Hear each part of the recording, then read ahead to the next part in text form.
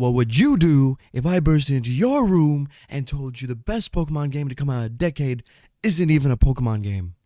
Well, I'd say, get out of my house. I'm calling the police. Counterpoint, my pals have no rights.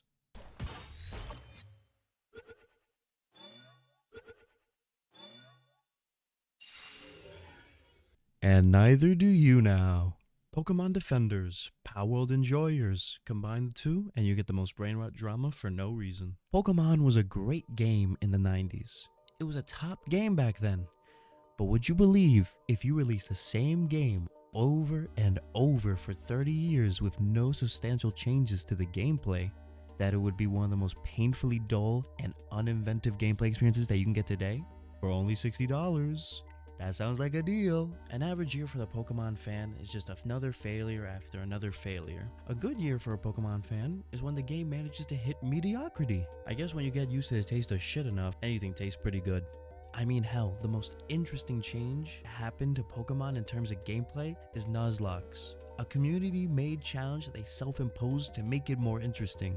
And it's not like this is new, this has been around for over a decade now. And Game Freak doesn't even bother to just add that as an in-game mode. All the rules are set up and people do it anyways. If they did it, it would just be a free W for them, and they still are too lazy to do it.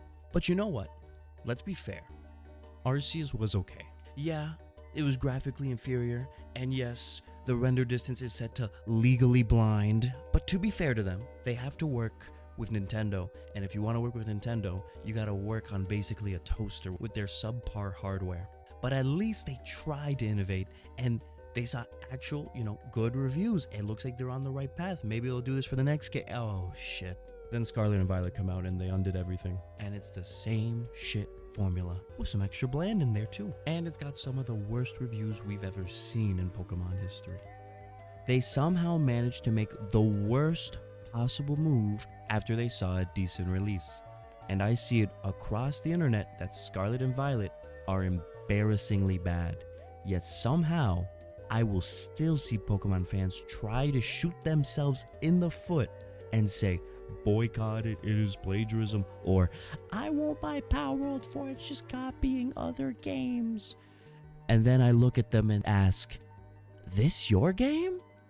How can you have such horrible releases come out and still defend it, when supporting its competitor would actually help the most, because you get a better product here and now to enjoy, and they see a cut in their sales, and the higher ups start going into panic mode when they make a few less $100 million this year, which forces them to actually change and make a better product to compete, because otherwise more and more money would go to the smaller competitor until it overtook it. That's capitalism. There have been tons of shitty copies of Pokemon in the past, and if Palworld was another one of those shit copycats, no one would care about it. It'd be a funny meme for a day or two and be forgotten by the end of the week. But instead, it wasn't. It's the fact that it is objectively a good, actual Pokemon-like experience game on PC that it sold to millions. And that caused all the Pokemon brainlet fans to start panicking, defending a game and company that has been taking advantage of their loyalty and exploiting them more than I exploit my own pals. They literally take their money year after year and serve them shit for a game, expecting them not to complain. On the contrary, to get a good Pokemon experience right now, you can just play Palworld, which is 30 buckaroos, half the price compared to that dog shit. And Pokemon shit eaters hate it, and they are digging for every excuse to dog on it. Plagiarism, boo-hoo. I'm a Pokemon fan, and you can't copy our unique designs because Pokemon invented fucking sheep.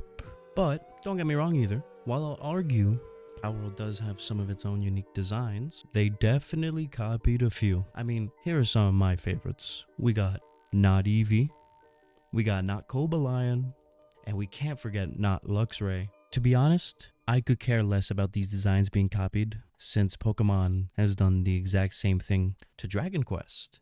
And you don't see Dragon Quest people outside complaining about them stealing their game designs. You know why that's the case? Because there are no Dragon Quest fans outside to complain in the first place. They're all inside.